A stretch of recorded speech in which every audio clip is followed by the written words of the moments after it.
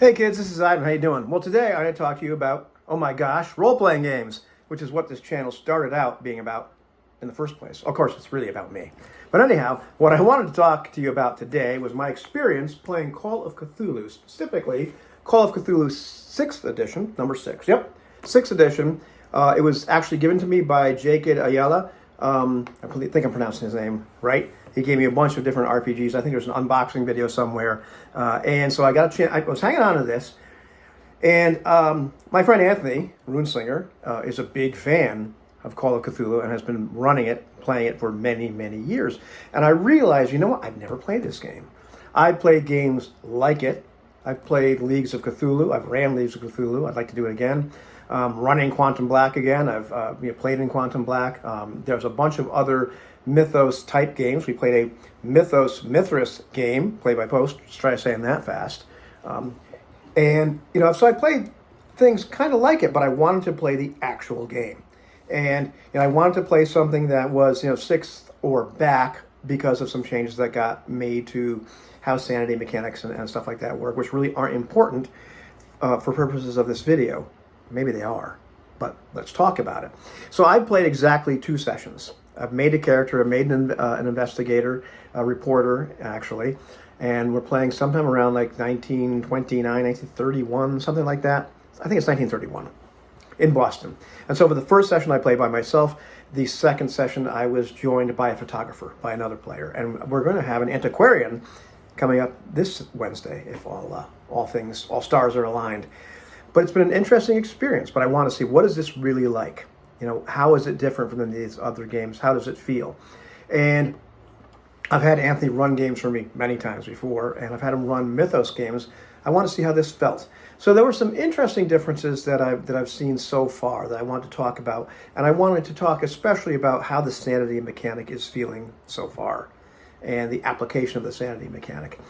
In terms of how the game world feels, there's definitely a difference when you're playing something that's D100 and playing something that's powered by Ubiquity or powered by the Apocalypse or something else.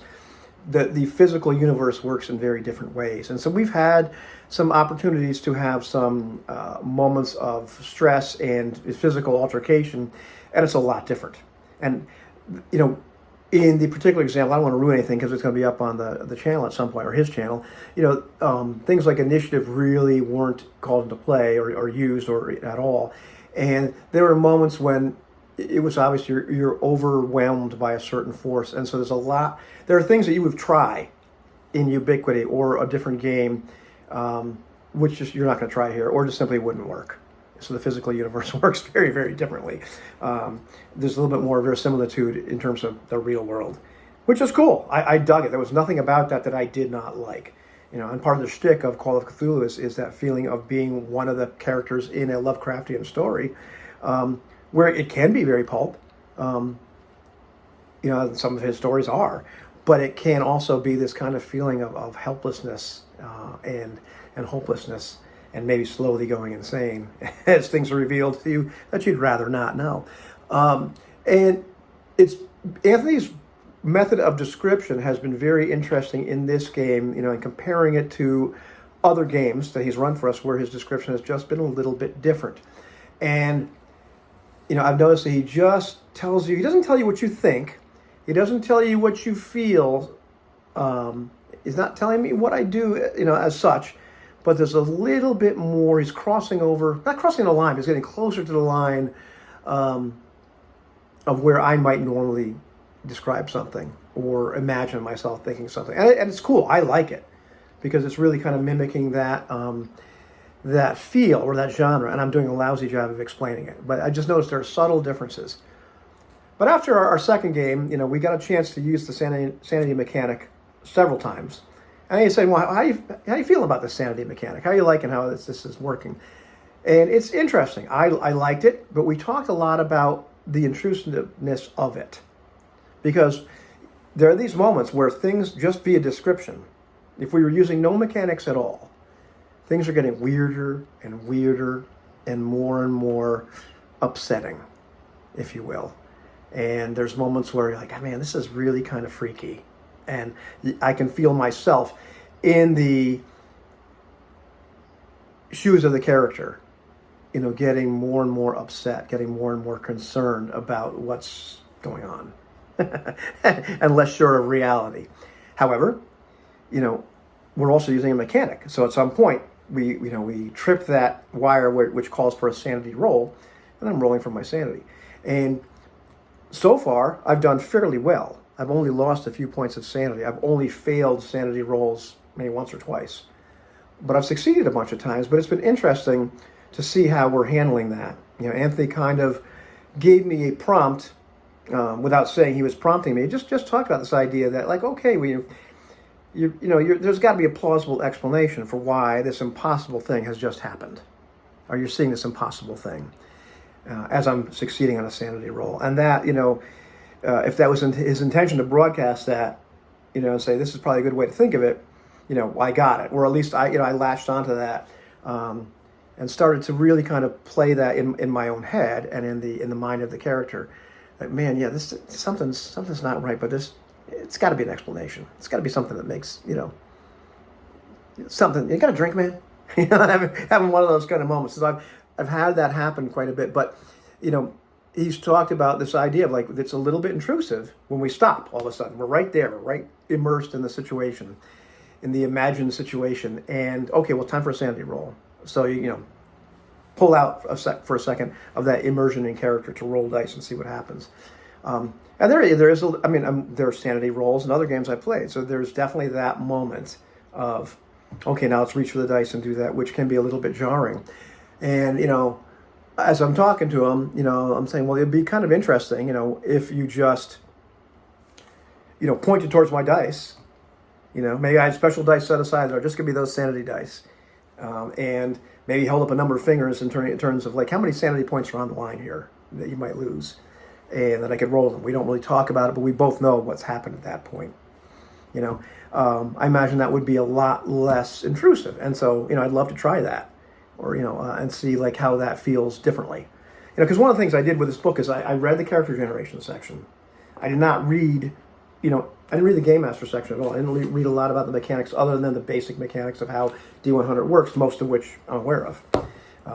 It's got this great resistance table in there, by the way, which I don't know why people don't like the resistance table. I think it's awesome. It's a different topic.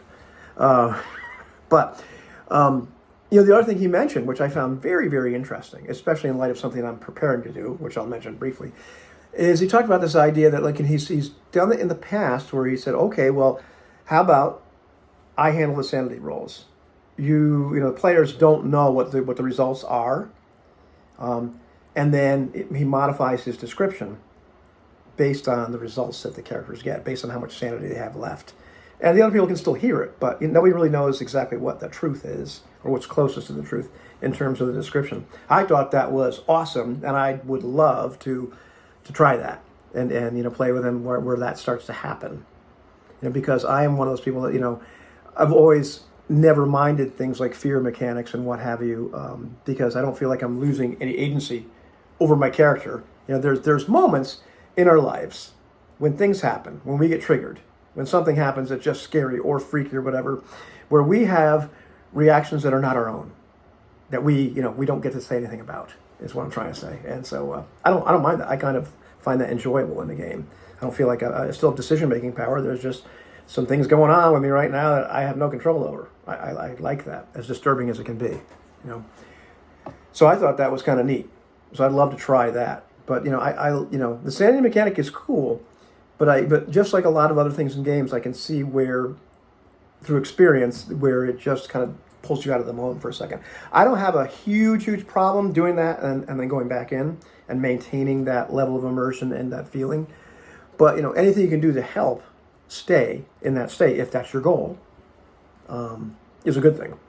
And right now I'm preparing to run a game of what might be Quantum Black, and I might change rule sets at times, with a group of players who I won't mention yet. But one of them at least wanted to play where they didn't ever interact with the system. In fact, they just knew nothing about the system whatsoever. We create characters. They tell me the kind of person they're going to play. I kind of create the character for them because I have a better understanding of the system, or I'm going to interface with it, and then just give them a description. And I'm looking forward to seeing how that goes. I really think that'd be a nifty challenge to run.